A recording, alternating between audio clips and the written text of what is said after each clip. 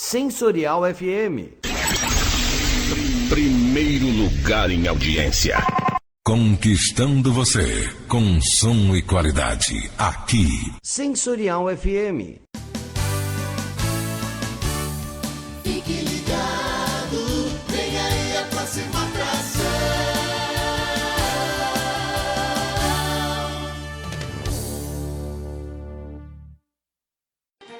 O programa a seguir é de responsabilidade de seus produtores e locutores. Sensorial FM, a rádio que ouve você. Começando na Sensorial FM, o programa Umbanda Sem Fronteiras. É só aqui na Sensorial FM, a rádio que ouve você. Bom dia, amado ouvinte. Bom dia, pai Joãozinho. Bom dia, pai Dermes. Bom dia, pai Eduardo. Bom dia a todos vocês. Venho desejar a vocês, do fundo do meu coração, que Deus, na sua infinita misericórdia, derrame sobre todos vocês a sua graça e as suas bênçãos neste dia de hoje. Hoje nós vamos abordar um assunto muito interessante, que é o assunto dos nossos amados guardiões, os nossos amados Exus e Pombogiras, né? Eu sempre que me refiro a eles como sendo guardiões, porque a sua verdadeira função e a sua verdadeira natureza é esta, de nos guardar e de nos proteger. E aí fica aí a pergunta: Exu é escravo? O termo catiço, utilizado em algumas religiões, em algumas casas, tem fundamento dentro do culto da Umbanda? Seria realmente Exu escravo de uma divindade? Seria realmente Exu, esses espíritos de tamanha luz e tamanha compreensão, seres obrigados a servir alguma determinada divindade? Esse é o estudo de hoje, e hoje nós vamos falar sobre uma questão extremamente complexa e extremamente cultural. Para poder entender um pouquinho mais sobre Exu, nós precisamos entender as diásporas brasileiras, nós precisamos entender as religiões de matriz africana que vieram para o Brasil e aqui foram criadas através do culto tradicional, né? Nós precisamos entender que a construção da religião afro-brasileira, ela se deu através de um confronto cultural muito grande, que era a ideologia, a cultura, a literatura e a filosofia do orixá na Nigéria e da filosofia das outras divindades que também foram trazidas para o Brasil, que foram trazidas junto com os escravos, tá? Sempre é importante a gente ressaltar que nós não trouxemos para o Brasil escravos, nós trouxemos para o Brasil pessoas escravizadas, porque ninguém é para nascer escravo, né? Todos nós nascemos livres. E se Deus, na sua infinita misericórdia, tem essa visão de ter feito o ser humano livre, nós não podemos de maneira nenhuma concordar que espíritos seriam escravos de alguém. Mas para entender por que esse termo é utilizado em algumas casas, nós precisamos entender primeiro a influência da cultura do processo da escravidão no Brasil. O Brasil, ele tem marcado na sua história uma forma muito complexa religiosa, que é a forma de diáspora de religião matriz africana. Muitas das informações que vieram da África para cá neste período são informações que foram trazidas meio que pela metade, informações que foram trazidas de maneira oral, né?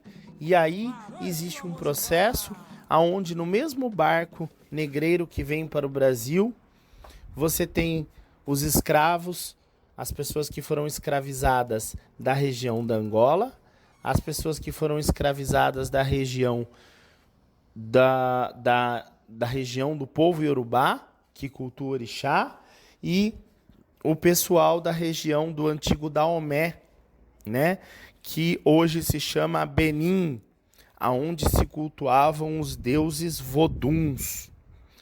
Então, todos esses povos, eles não foram separados em senzalas separadas. Eles foram todos juntados em uma mesma senzalas. Todos eles foram colocados dentro de um mesmo lugar e obrigados a conviver junto. Por este motivo, nós vemos uma mistura religiosa entre as principais nações africanas que fizeram com que o orixá, o vodum e o inquice muitas vezes fosse cultuado como sendo uma mesma divindade. Nós vemos isso de maneira clara quando o orixá Oxumaré, ele é saudado com o termo arroboboi. Não é assim que o pessoal sauda? O termo arroboboi, ele está associado a uma linguagem marim, né? Que é a linguagem daquela região da África onde se cultuava os voduns, os deuses voduns, né? E o deus Oxumaré, o orixá Oxumaré, que era um orixá, o seu culto foi associado a uma divindade chamada Bessem, que é um vodum, e também associado a Dambala, né? E tudo isso é feito dentro de um sincretismo brasileiro, e tudo isso é juntado numa divindade só e transformado tudo isso num único orixá, que seria o orixá Oxumaré, no culto afro-brasileiro, e ele é saudado como o vodum. Então aí nós vemos essa mistura, aí nós vemos essa miscelânea de divindades que foram trazidas da África para cá e foram cultuadas de uma maneira em que todas elas pareciam ser as mesmas. Bom, a gente está tentando entender com esta fala que existe uma diferença muito grande do orixá que é cultuado na Nigéria e do orixá como é cultuado no Brasil.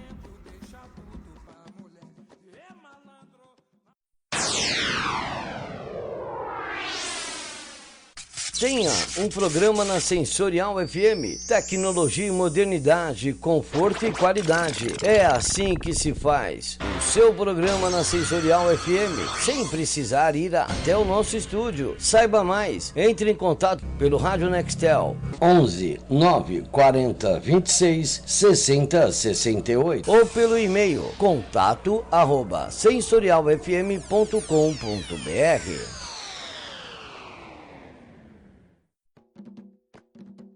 Nós fazemos esse paralelo entre as divindades para entender que nem tudo aquilo que foi trazido e criado no Brasil é o mesmo que é realmente a cultura do orixá, ou a cultura do inquice, ou a cultura do vodum cultuado lá na África. Bom, passando para a questão de Exu, este mesmo processo de diáspora, este mesmo processo de transformação da religião faz com que as casas de matriz africana mais antigas comecem a reviver a cultura dos seus mais velhos, né? Então os seus mais velhos tinham marcado na sua história de uma maneira muito forte a questão da escravidão, né? E aí a gente começa a reparar que muito da influência das religiões de matriz africana estão ligadas a este processo. O próprio processo de se referir ao grupo que vai se iniciar na religião de matriz africana como sendo um barco, né? Fulano participou do meu barco, Cicrano participou do meu barco, né? Já há uma alusão de um barco espiritual, assim como a alusão do barco do qual os escravos foram trazidos para o Brasil para serem aqui escravizados. E muitos outros termos e muitos outros hábitos na religião de matriz afro-brasileira estão associados ao processo de escravidão a qual o negro foi submetido, né? Nós vemos as roupas dos orixás que sofrem uma severa influência europeia no formato dos vestidos dos orixás no culto afro-brasileiro e por aí se segue. Bom, mediante que nós já percebemos que esta influência é forte e existe, nós temos um processo de diminuição, tá, da qualidade de Exu e Pombogira. Nós temos um processo, uma tentativa de associar Exu e Pombogira ao diabo, ao demônio, né, ao demônio cristão, né? Sendo que, na verdade, Exu não é o diabo, Pombogira não é prostituta, e a gente sabe muito bem que são guardiões espirituais da esquerda que trabalham com sua vibração e com a orientação espiritual de questões materiais e questões físicas, as questões de conflito humano, as questões extremamente humanas pertencem a esses irmãos chamados Exus e Pombogiras, né? Então, no meio desse processo de demonização dessas entidades, vem-se a referência como se Exu e Pombogira fossem escravos do orixá, né? É inaceitável para mim que um orixá, uma divindade, uma força da natureza, faça escravo, né? Eu não consigo acreditar dessa maneira. Eu acredito que se os Exus trabalham para os orixás, como é a doutrina da minha casa, a doutrina da tua casa talvez possa ser diferente. Mas se essas entidades trabalham para um orixá, eu acredito num trabalho de amor, né? Eu acredito que esses orixás resgatam esses espíritos para que eles trabalhem em amor e em caridade, né? Para com a comunidade e para com as pessoas que ali vão. Mas Exu, como um pai de santo muito sábio me disse uma vez, Exu é como o vento. Você não pode prender o vento. Você não pode guardar o vento. Você não pode tirar o vento de um lugar sem que ele vá para outro. O vento não se extingue. O vento não se manipula. O vento é uma força.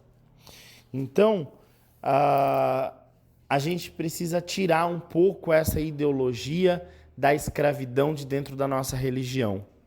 A escravidão já foi.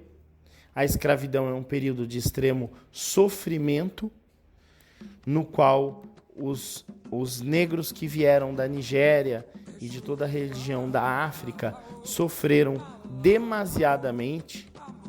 Óbvio que nós não podemos jamais esquecer o trabalho deles para manter o orixá, o trabalho dele para manter o nome de suas divindades.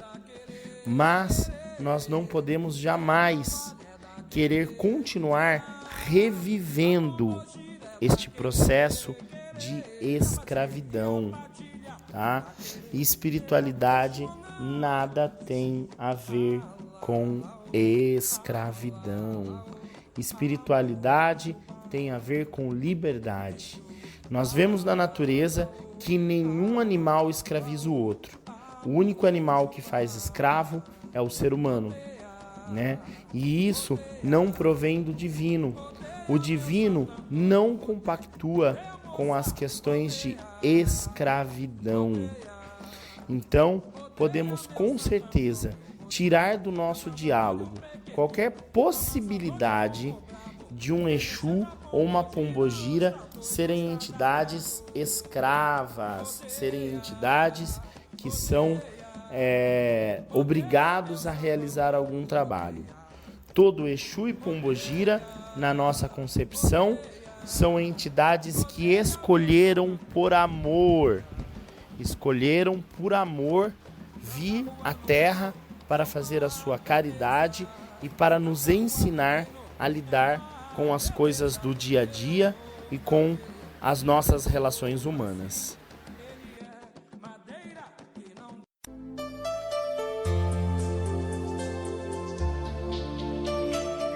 Sensorial FM Web, a maior rádio holística do Brasil. Levamos aos ouvintes uma programação para esclarecimento interreligioso, unindo a espiritualidade ao bem-estar, qualidade de vida e conscientização da preservação ao meio ambiente. Corpo, mente e espírito formam a Sensorial FM Web.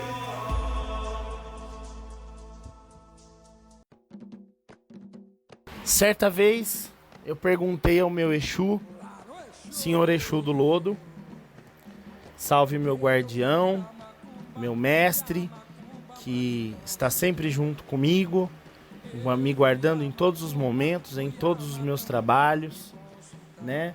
Certa vez perguntei a seu Exu do Lodo se ele seria escravo de algum orixá. E ele me mostrou de uma forma muito clara a diferença entre um guia ser escravo de um orixá e esse mesmo guia ser da ordenança daquele orixá. Isto é, o guia, ele pertence àquele campo vibracional, ele pertence àquela falange espiritual, ele pertence àquele orixá como força da natureza. Então, desta forma, Exu do Lodo me explicou e me mostrou que Exu e Pombogira não são escravos. Exu e Pombogira são entidades que são ordenanças de alguns orixás. Em algumas casas, a doutrina espiritual aceita a questão da entidade de Umbanda ser ordenança de determinado orixá. Em algumas casas, a doutrina é um pouco diferente, mas de maneira nenhuma podemos acreditar num processo de escravidão e num processo aonde o orixá, um ser divino, seria capaz de obrigar qualquer entidade a fazer qualquer coisa. Fere a ideia de que Exu e Pombogira são escravos, fere de maneira profunda a ideia do livre-arbítrio. Deus nos deu total livre-arbítrio, tanto encarnado quanto desencarnados, né? Então, a liberdade espiritual dada a nós por nosso Pai para escolher o nosso processo de evolução e para escolher o nosso caminho, ela é ferida quando nós associamos a ideia de um Exu ser escravo de uma determinada entidade, de uma determinada divindade. A ideia de que Exu seria uma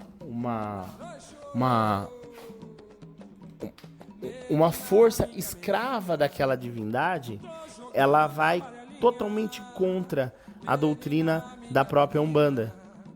A Umbanda tem a doutrina de que os espíritos que mais sabem devem ensinar aos espíritos que menos sabem. E os espíritos que menos sabem devem aprender com os espíritos que mais sabem. Esta é uma mensagem deixada a nós pelo Caboclo das Sete Encruzilhadas, sobre a sua matéria, o Zélio, fundador da Umbanda. Vai contra qualquer princípio de liberdade espiritual e de ensinamento, um processo de escravidão. Nós precisamos olhar para Exu e Pombogira com mais respeito. Precisamos olhar para Exu e Pombogira como sendo eles guardiões das nossas forças, guardiões das nossas casas, guardiões espirituais que estão junto conosco há muito tempo, desde o nosso nascimento, fazendo o seu trabalho de caridade. Precisamos e devemos olhar para Exu e Pombogira com muito, muito amor, tá? Uma outra questão que eu gostaria de ressaltar e levantar aqui é que Exu e Pombogira são, com certeza, forças da natureza e forças humanas, né? Eles já estiveram em terra, já foram um dia seres humanos e hoje estão num processo espiritual diferente como mentores. A gente precisa respeitar Exu e Pombogira e olhar para eles não como sendo somente os espíritos de esquerda e os espíritos que estão aí presentes nos trabalhos de descarrego e etc. Um Exu e uma Pombogira sempre tem uma elevação ética e moral superior à da maioria dos seres humanos em terra. Senão não seriam eles os nossos mentores. Existe uma errônea concepção de que Exu e Pombogira são espíritos atrasados. Deixo aqui para vocês a minha mensagem de amor, de carinho, a minha explicação de acordo com a minha teologia e de acordo com a teologia da Umbanda, de tudo que eu estudei até este momento. Eu gostaria de aproveitar esta oportunidade para lembrar vocês de que Minas Gerais sofre. Minas Gerais tem mais de 20 cidades que estão submersas, mais de 20 cidades onde as pessoas perderam tudo na sua casa. O Tutai, que fica aqui em Campinas, na rua Dr. Silva Mendes, número 44, na Vila Industrial. A gente está fazendo uma campanha de arrecadação de alimentos, água potável, alimentos não perecíveis, água potável e roupa, para que a gente possa levar para essas pessoas em Minas Gerais. Então eu peço encarecidamente que, se você tiver alguma doação, tá, que você leve até a nossa casa. A gente também está solicitando, a gente também está com uma campanha onde a gente está solicitando material de limpeza e ração de cachorro para uma ONG que nós somos padrinhos dessa ONG. É uma ONG que gasta mais de 0,5 tonelada de ração de cachorro por mês, que recolhe cachorros da rua, e é uma ONG que precisa de muita ajuda. Eu agradeço desde já a colaboração de todos vocês. Tenham todos um bom dia. A Manco é parceria além da obra. Ô, seu Maravilha, chega mais. Ó, troquei toda a parte elétrica e hidráulica. O segredo aqui tá na escalação, é tudo a Manco. Rapaz, Matias, você é parceiro mesmo, hein? Ficou uma maravilha. E usando a Manco, né, seu Túlio? É golaço. Golaço? Túlio, Maravilha, chega aos 1001 Mais uma pra minha conta. A Manco tem soluções com produtos de qualidade para a vida do brasileiro. Pensou em parceria? Pensou em Amanco. Amanco, Amanco. Olá, meus amigos, olá, meus irmãos, aqui é Pai Dermes e Xangô. Este é o nosso programa Umbanda Sem Fronteiras, sempre às quintas-feiras, às 10 horas, na Sensorial FM. E, claro, o programa pode ser acompanhado depois no YouTube, no canal da Sensorial. É um programa coletivo apresentado por pai Du Perales, pai Joãozinho Galerani, pai Davi Ricardo e por mim, pai Dermes e Xangô. O tema de hoje, Exu é escravo? Exu é um orixá muito mal compreendido e na sua compreensão nós precisamos entender, como sempre, a diversidade das religiões tradicionais e terreiro. Geralmente se diz que Exu não é diretamente cultuado na Umbanda. Isso varia de segmento para segmento, de casa para casa também. Exu orixá. Eu venho na minha formação de sacerdote, passei por diversos terreiros, sempre me mudei muito, mas a minha formação de pai pequeno, pai maior com casa aberta, nós cultuamos sim Exu orixá, sincretizado com Santo Antônio. Não é sincretizado com o diabo. Recentemente eu vi um amigo muito querido que é especialista em ciências da religião, em mitologia afro-brasileira, e numa entrevista numa rádio do Paraná, sincretismo, então Exu é sincretizado com o diabo. Não, nos meus livros eu faço questão de dizer isso. Não aceitamos, enquanto religiosos tradicionais e terreiro, essa associação. Não é um sincretismo como, Ogum e São Jorge, enfim, Ogum e Santo Antônio, dependendo do segmento, da região, da casa. Não. Então temos o orixá Exu e temos os Exus que são guardiões, os Exus que trabalham, que são entidades, como se diz, que tiveram vida terrena. Esses Exus, ou Exu, o próprio Exu orixá, evidentemente não são escravos. Exu, além de guardião, ele é mensageiro. Ele está sob ordenança, no caso das entidades, de orixás. Eles trabalham em linhas diversas, eles sob vibrações diversas. Não são escravos, não são garçons assim para atender os caprichos de crianças mimadas batendo os pezinhos. Não, Exu trabalha na lei. Vou usar Exu assim em geral, agora pensando mais mesmo nos guardiões. Então Exu, Pombogira, Mirim, malandros e ciganos que trabalham na direita e na esquerda, então tem a sua atuação na esquerda também, evidentemente. Não são escravos, e também peço muito cuidado como religioso tradicional de terreiro e também como professor de língua portuguesa para o termo catiço. O termo catiço significa indisciplinado, criança indisciplinada, mas também pessoa de índole má. Então não é legal. A minha mãe de candomblé e a Urbana nunca deixou alguns ogãs mais velhos chamavam Exus de escravos. Ela chamava atenção. Ou catiços, não é? Há textos meus em que eu peço isso. Vamos repensar as palavras, porque muitas vezes não temos consciência. A título de curiosidade, vejo muitos umbandistas chamando carinhosamente, evidentemente não há má intenção, mas chamando a Umbanda de seita. E não é uma seita, é uma religião. São conceitos diferentes, nós precisamos nos ater a isso. Ou então que a Umbanda tem dogmas. Não, a Umbanda tem fundamentos. O conceito de dogma é diferente. Então nós precisamos estar atentos, porque senão dizemos uma coisa pensando em outra. Voltando à questão de Exu, Exu orixá ou os Exus guardiões não são escravos em hipótese nenhuma. Não existe escravidão na espiritualidade, existe o quê? Livre-arbítrio, existe ligação, existe conexão. Então precisamos rever mais do que nunca, inclusive nós, religiosos tradicionais de terreiro, a situação, os conceitos, ainda que diversos, evidentemente, de Exu, da esquerda, como nós chamamos carinhosamente na Umbanda. Existe um vídeo, foi assim que eu me aproximei do Padre Ricardo. Criamos uma amizade virtual e depois ele atendeu um convite para participar de um evento na casa do Pai Du, Templo de Umbanda, Harmonia e Luz, com a presença também do Pai Joãozinho, irmãos de Candomblé, enfim.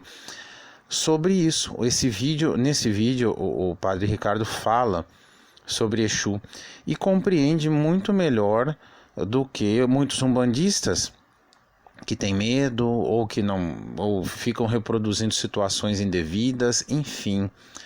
Há um ou outro conceito teológico na fala do padre que não corresponde à Umbanda? Sim, mas isso não nos distancia, nos aproxima, nós temos os pontos em comum e é isso que aproxima todos os irmãos, não é? Então isso é importante, esse diálogo, esse respeito e perceber que o aprendizado está para todos.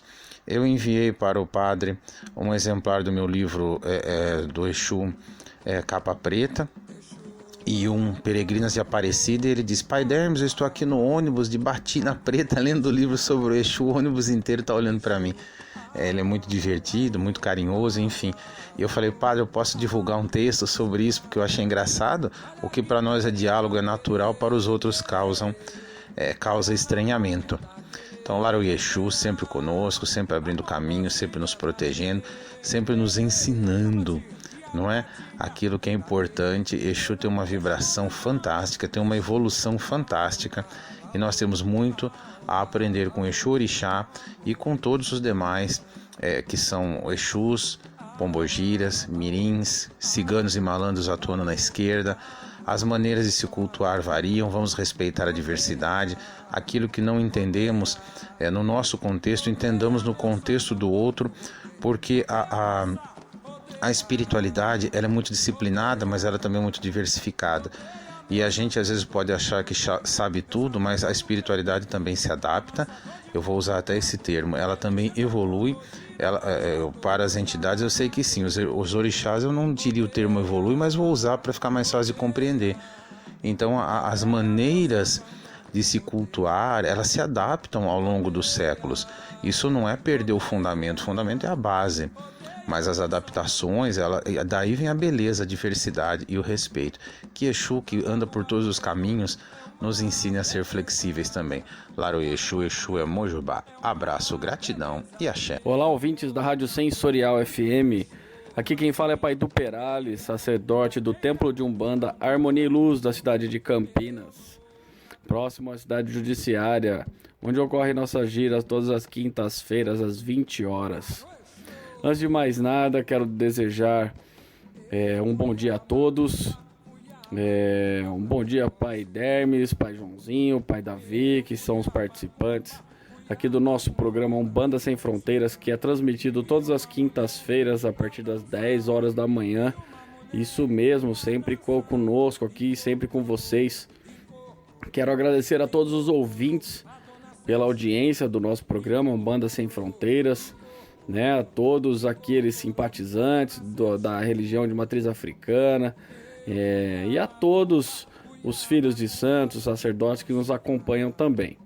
Meu motumbá axé a todos. Vamos lá, tema de hoje, Exu escravo, né?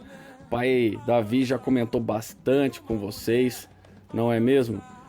E eu acredito muito sobre o Exu trabalhar com a divindade, né? Já é mais do que visto os termos onde Exu trabalha com determinados orixás, sendo talvez os seus falangeiros de uma certa forma, não é mesmo? Vou dar um exemplo do Exu Guardião da Meia-Noite, onde é a entidade que trabalha junto comigo. Muitas das vezes nós dissemos do que é muito natural também, a gente dizer que é o meu Exu, não é verdade? Então a gente fala, é o meu Exu, a minha pombogira, o meu Exu. Então na verdade não é nada meu, não é nada nosso, não é mesmo? Na verdade são eles que vêm para nos ensinar, para nos fazer evoluir, para caminhar sempre para frente e bem, não é mesmo? Então eu costumo falar que o meu amigo, o meu guardião, não é? Que me acompanha desde sempre, que é o Exu da meia-noite, tá? Laroê, seu meia-noite. Ele é um Exu, o Exu da meia-noite, que ele foi um ancestral, não é mesmo? Que ele viveu aqui na Terra, tá? E ele é um Exu que trabalha com a linha de Omolu, a linha de Omolu, a linha das encruzilhadas, né? Do Cruzeiro das Almas, na verdade, não é nem da encruzilhada. Então, Exu da meia-noite, ele é o Exu da linha dos Cruzeiros das Almas, né? Da linha da falange da Calunga, onde os cruzeiros eles ficam centralizados nas calungas, não é mesmo? Então a gente tem muito o que aprender com ele. Então ele traz dentro do arquétipo de Exu o modo de trabalho dele junto com as almas, não é mesmo? O guardião dos portais Ele que sustenta as passagens entre o plano físico e o plano espiritual. E é muito interessante, eu tenho aprendido demais com esse guardião, eu tenho certeza que eu vou continuar aprendendo muito. É uma história muito, muito bacana, né? Porque eu cheguei a ver esse Exu, o Guardião da Meia-Noite, e ele estava com a sua capa, porque ele foi um cavaleiro falando da entidade que trabalha comigo, né? O Exu da Meia-Noite, não de outras entidades, né? Mas esse especificamente, ele foi um cavaleiro e viveu em outras épocas também. E ele retorna agora para ajudar as pessoas como uma forma de evolução para si mesmo. E ele consegue atingir outras dimensões, diversas dimensões. Então isso é muito importante, não é mesmo? Nós dissemos que nós vivemos na terceira dimensão, não é mesmo? Então existem outras dimensões, além das dimensões que conhecemos ou ouvimos falar. No universo existem outras diversas dimensões também. Então é muito interessante essa ideia. E como eu disse e como eu venho aprendendo, que Exu não é o nosso amiguinho de escola, Exu não é o nosso confidente. Exu não é aquele que vai abrir os seus caminhos, não é aquele que vai realizar os milagres na sua vida. Exu é aquele que vai te dar discernimento, é aquele que vai te mostrar talvez os perigos que se encontram na sua frente. Vai ser aquele que vai te dar a sabedoria. Exu, favor de Exu não se troca por nenhuma garrafa de marafa, uma garrafa de uísque, não é mesmo? Exu também não faz favor para ninguém em troca de um charuto, entendeu? Não vai resolver a vida das pessoas. As pessoas têm que entender que tem seu livre-arbítrio e que Exu está sim presente em nossas vidas, nos guiando, entendeu? Nos comunicando com o nosso lado espiritual, nos protegendo espiritualmente, dizendo. Mas ele não é um servo nosso. Onde já se viu isso? Entendeu? Eu não quero entrar no conceito de linha de Quimbanda. Eu costumo sempre dizer que a Umbanda, que o lado da esquerda da Umbanda, ele é da esquerda, ele é do negativo para cima, não é mesmo? É da esquerda para cima. E se você for analisar aqui em Quimbanda, ele é do lado negativo, mais da esquerda para baixo. Então depois outros cultos, além de daimons e outras coisas. Não entra em questão. Seria da mesma forma nós dissemos que a Umbanda, ela não tem ligação nenhuma com a Quimbanda. Ela não é o Candomblé, ela é outra religião. É uma religião brasileira, é a Umbanda, criada por um brasileiro, Zélio Fernandino de Moraes, e está aqui até hoje, trabalhando com todos os seus guias e mentores espirituais, o que é muito bom, muito prazeroso para todos nós, que nos auxilia muito. Então, coloquemos nossa mão na cabeça e entendemos cada vez mais de que não há troca de favores, que Exu não é o nosso escravo, que Exu é o nosso guardião, que devemos muito a Exu, todo esse equilíbrio da nossa vida, e que muitas das vezes dependem de nós mesmos. Então entendemos isso e agradecemos a esse grande orixá Exu e todos os seus falangeiros, onde Exu está presente em todos os outros orixás, o que é muito importante para todos nós. É ele que recebe todas as entregas, é ele que analisa e verifica se está tudo de acordo. Então, nossa gratidão a todos os Exus, a todos os guias espirituais, a todo o orixá Exu, e que assim seja. Meu saravá fraterno a todos vocês, um grande abraço, axé. Você sabe qual retorno que você vai ter anunciando em outra rádio? Ai, que dor de cabeça! Só esse? Então anuncie com a gente e saiba como é simples e tão fácil de ter o seu produto conhecido por várias pessoas. Não perca tempo. Anuncie 11 9 40 26 60 68. Sensorial FM, a rádio que ouve você. Bom dia a todos, estamos aqui mais uma vez no nosso programa Umbanda Sem Fronteiras. E como eu sempre gosto de fazer, trazendo pessoas importantes da nossa religião, pessoas sérias que tratam muito bem a nossa religião, para que conheçamos, aprendemos. Eu acho que a maior lição que a gente tem que ter com a Umbanda é aprender com as diferenças. Não é necessário concordar, mas aprenda, sempre. E a gente vai falar hoje com o Pai Carlos Catucá, de São Paulo, um grande amigo, um grande religioso. Pai Carlos, bom dia. A sua bênção. Conta para nós a sua história, pai. Bom dia a todos os irmãos, bom dia Pai Joãozinho, aos mais velhos, aos mais novos, eu peço a bênção. É uma honra, em primeiro lugar, poder participar do programa, poder interagir, colaborar um pouquinho com a Umbanda, já que a Umbanda faz tanto por nós. Eu acho que a gente tem mais que obrigação de compartilhar, promover o lado bom, o lado positivo da Umbanda. Sobre as diferenças, eu acho que nossa religião não tem dogmas e isso faz ela não diferentes, né? Eu acho que não somos todos iguais, mas como digitais, cada terreiro tem sua egrégora, suas doutrinas. E nessa complexidade imensa da espiritualidade, dos espíritos, eu costumo dizer que a Umbanda é como um jardim com diversas flores, né? E essas flores são os terreiros.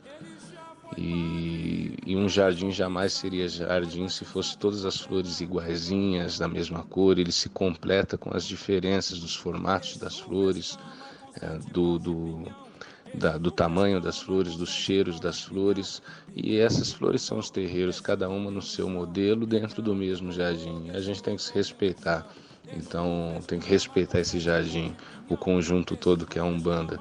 Nossas diferenças faz da Umbanda uma só religião igual, e há de se respeitar, claro, dentro sempre do conceito moral e ético. Sobre minha história, eu sou filho de dirigentes espirituais, sou filho carnal de dirigentes espirituais, mas os meus pais, eles nunca me obrigaram a seguir. Pelo contrário, a minha mãe, ela não queria que eu assumisse tamanha responsabilidade, porque ela sempre frisou muito que a Umbanda é linda, é bela, mas é um trabalho muito árduo. E ela tinha muito receio do destino me escolher para esse caminho, com medo desse caminho árduo, do que cobra a Umbanda no bom sentido, cobra o compromisso, né, que se tem na Umbanda, e eles sempre levaram muito a sério. E eu sempre fui muito devoto aos guias desde que eu nasci. Com 13 anos, 12 para 13 anos de idade, eu tive uma manifestação involuntária de um guia espiritual, e daí em diante eu fui sendo zelado, cuidado dentro dos preceitos pelos meus próprios pais carnais. E então eu vim desenvolvendo dentro dos meus limites, até da minha idade, as responsabilidades que cabia à minha idade, de forma espontânea, cuidando dos preceitos. E assim fui seguindo da Umbanda desde então. Com 25, 24, 25 anos de idade, eu tive essa responsabilidade cedo de assumir os trabalhos, não à frente de um congá, e ali eu assumia juntamente dos meus pais. Quando eles encerraram a casa, em 2009 eu fundei o Recanto das Almas Benditas em São Paulo, e em 2018, por pedidos espirituais, a gente trocou o nome para Comunhão da Luz, e desde então eu sigo faz 11 anos com a Casa Aberta, com trabalho caritativo à Umbanda, dentro das doutrinas da egrégora espiritual que está em volta do meu terreiro, e dos princípios da Umbanda, que é a caridade, o amor, a fé, a fraternidade. Carlos, que bom. Eu quero que o senhor saiba que o senhor é uma das minhas referências na Umbanda. A gente é uma pessoa séria, não brinca com a religião, então o senhor é uma das pessoas que eu tenho como referência. Muito obrigado. Pai, quais são os horários do trabalho na sua casa, o endereço, contatos, redes sociais, pai, para o pessoal poder acessar vocês? Pai Joãozinho, é uma honra ser uma referência para ti, é uma honra poder somar com a Umbanda, como eu já disse, e eu quero também que o senhor saiba que você é o irmão que a Umbanda me deu, um dos irmãos que a Umbanda me deu, eu tenho muita consideração, muita mesmo. Os endereços, o funcionamento do terreiro, do centro, é o Centro Espírita de Umbanda Comunhão da Luz, fica na cidade de São Paulo, né, estado de São Paulo, na rua Bom Pastor, 2099, no bairro do Ipiranga. A gente está com os atendimentos aos domingos, vai começar agora, recomeçar a partir do dia 9 de fevereiro, aos domingos das 18 às 21 horas. As redes sociais, a gente está no Instagram, no YouTube e no Facebook, como o Centro Espírita de Umbanda Comunhão da Luz. Esse ano eu estou bem focado, Pai Joãozinho, nas questões pessoais, mas nunca deixando de lado a culturalização da Umbanda, que eu acho importante.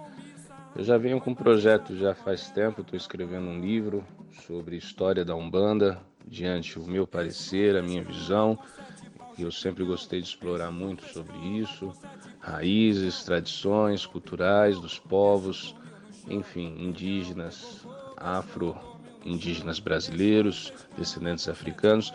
Então eu estou escrevendo esse livro e pretendo até o final do ano terminá-lo.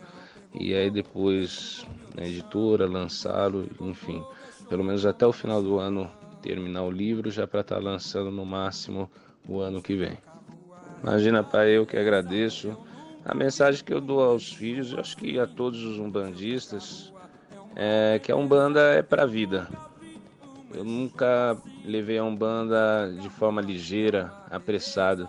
A gente tem que pensar que a Umbanda é para a vida. Tem pessoas que passam pela Umbanda, ficam um tempo, não importa o tempo, 1 mês, 6 meses, 1 ano, 10 anos, 20, 30, 40, 50 ou uma vida toda. Todas que passam porque tinham que passar e tinham sua missão na Umbanda. Mas tem que pensar a Umbanda pela uma vida. Ninguém tem pressa de viver, ninguém tem pressa que a vida passe rápido e venha a falecer, né?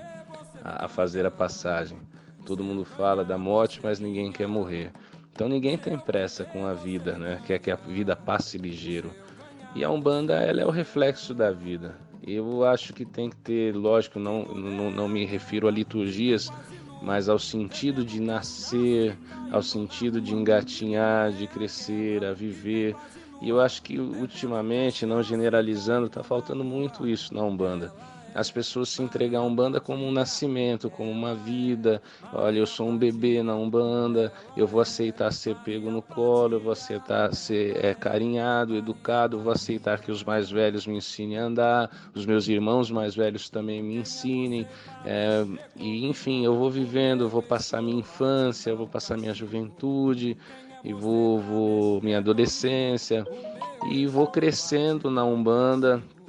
Vou me desenvolvendo na Umbanda como uma vida, e o conceito familiar, fazer amigos, ter o conceito familiar, esse conceito familiar falta muito na Umbanda, muito nessa geração apressada que quer fazer cursos. Não é uma crítica a quem faz, mas é uma visão minha.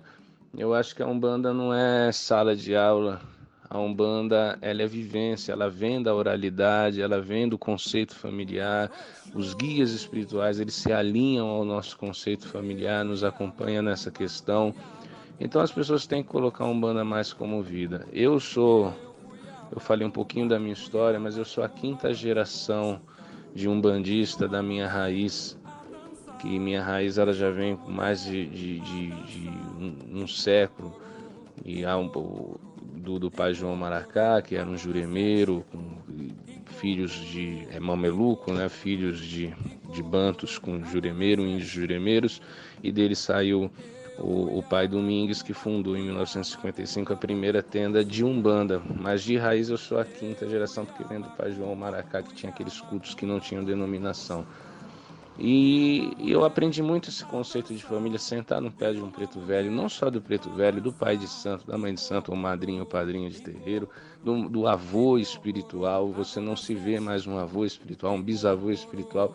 Então não tem que ter pressa. A Umbanda se adquire vivendo, na vivência, explorando a natureza dela, explorando os espíritos. Se quer conhecer sobre um guardião, um Exu, uma pombagira, conviva com ele. Quer conhecer sobre um baiano, conviva com ele. Com um caboclo, conviva com ele. E esse é o meu recado. Não tenham pressa e façam da Umbanda pela Umbanda. Tudo que fizer pela Umbanda é pela Umbanda. A Umbanda já faz tanto por nós, 24 horas ela faz por nós o tempo todo, ela não para de fazer por nós. Então nós temos o dever de fazer pela Umbanda e saber nos colocar no devido lugar, que não somos reis nem rainha, não somos estrelas, somos coadjuvantes. A única estrela é a Umbanda. Então o recado é sempre que, se for fazer alguma coisa pela Umbanda, pela cultura, seja um CD, um livro, uma palestra, tudo que for fazer, faça pela Umbanda. Não se coloque no papel de estrela, não se coloque no papel de importante. A importância é a Umbanda, nós somos coadjuvantes. A Umbanda pensar dessa forma, pensar mais na Umbanda, em fazer pela Umbanda sem querer vaidade, status, dinheiro, porque nós nos vamos e a Umbanda fica. A Umbanda vai sempre permanecer. A gente vai, a Umbanda fica. Então vamos preservar quem fica. Eu agradeço, Pai Joãozinho, agradeço a rádio, agradeço aos irmãos umbandistas e que nosso Pai Oxalá sempre abençoe, e estou à disposição sempre no que precisarem, sempre Umbanda pela Umbanda. Um axé, a bênção de todos. Em casa, no trabalho, todo mundo tá ligado. Sensorial FM.